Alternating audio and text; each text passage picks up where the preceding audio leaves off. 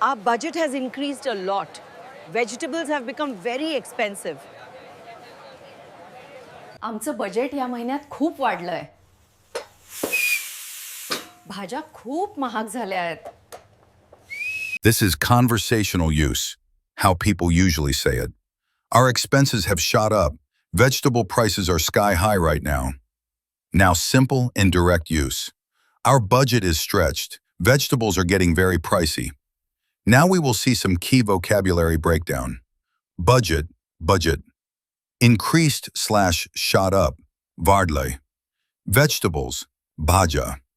Expensive / pricey, mahagalya. इंग्रजीतील वाक्य नीट ऐका. Video थांबवा, पॉज करा. जसे ते बोलले गेले आहे अगदी तसेच त्याचा वेग आणि स्वराचा चढ-उतार टोन लक्षात घेऊन पुन्हा म्हणा. यामुळे तुमच्या जिभेला अशा इंग्रजी शब्दांची सवय होईल जे मराठीत नसतात. इंग्रजी शिकण्यासाठीची ही शॅडोईंग टेक्निक, शॅडोईंग तंत्र अतिशय प्रभावी आहे. शॅडोईंग म्हणजे काय? What is shadowing? जसं आपला अंधार किंवा सावली शॅडो आपल्यासोबत चालते, तसेच या पद्धतीत तुम्हाला समोरच्या वक्त्याच्या आवाजाचा पाठलाग करायचा असतो. वक्ता जे बोलत आहे तेच तुम्हाला त्याच्यासोबत किंवा त्याच्यामागे लगेच बोलायचे असते.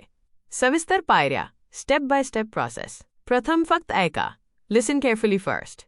व्हिडिओ सुरू केल्यावर लगेच बोलायला सुरुवात करू नका. पहिले 1-2 मिनिटे फक्त लक्ष देऊन ऐका की वक्ता शब्द कसे उच्चारत आहे, कुठे थांबत आहे आणि कोणत्या शब्दावर जोर देत आहे. पॉज आणि रिपीट पद्धत. Pause and repeat. वक्त्याचे एक छोटे वाक्य ऐका. लगेच व्हिडिओ पॉज करा. तेच वाक्य मोठ्याने पुन्हा म्हणा. फक्त शब्द उच्चारू नका, तर वक्त्याचा वेग, स्पीड आणि बोलण्याची पद्धत, टोन यांची नक्कल करा. कठीण उच्चारांवर लक्ष द्या. Focus on specific sounds. Marathi भाषकांना काही इंग्रजी अक्षरांचे उच्चार करताना त्रास होतो, त्यावर विशेष लक्ष द्या. THचा उच्चार उदा. Think that through. यात जीभदातांच्या मागे कशी लागते ते पहा. व्ही आणि -W मधील फरक. वेरी म्हणताना वरचे दात खालच्या ओठाला लागतात, तर वॉटर म्हणताना ओठांचा गोल होतो. S आणि श मधील फरक. सी समुद्र आणि शी ती यातील फरक ओळखा. विना विश्रांती सराव ॲडव्हान्स्ड शॅडोईंग. जेव्हा तुम्हाला आत्मविश्वास येईल तेव्हा व्हिडिओ पॉज न करता वक्ता बोलत असतानाच त्याच्यामागे 1-2 सेकंदांच्या अंतराने बोलण्याचा प्रयत्न करा. यामुळे तुमच्या मेंदूला इंग्रजी शब्दांची मांडणी वेगाने करण्याची सवय होईल. या पद्धतीचे फायदे. बेनिफिट्स. उच्चार सुधारतात. प्रोनाउन्सिएशन. तुम्ही नैसर्गिकरित्या शब्दांचे उच्चार शिकता. बोलण्याचा ओघ वाढतो. फ्लुएन्सी अडखळत बोलणे कमी होते. आत्मविश्वास वाढतो. जेव्हा तुम्ही वक्त्यासारखे हुबेहूब बोलता तेव्हा तुमचा इंग्रजी बोलण्याचा न्यूनगंड कमी होतो. ऐकण्याची क्षमता वाढते. Listening skills. इंग्रजी समजण्याची गती वाढते.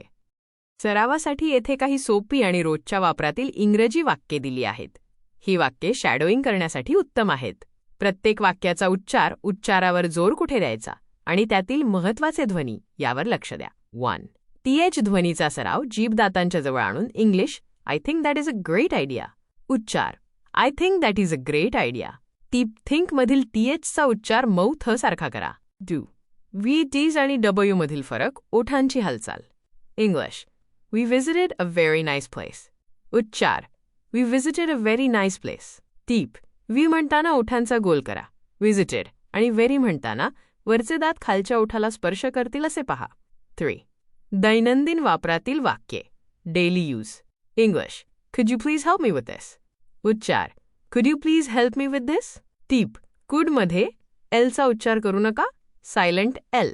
English I am working on my new project. उच्चार I am working on my new project. टीप. वर्किंग मधील आरचा उच्चार अगदी हलका करा. 4. प्रश्न विचारण्याची पद्धत. Rising tone. English how was your day today.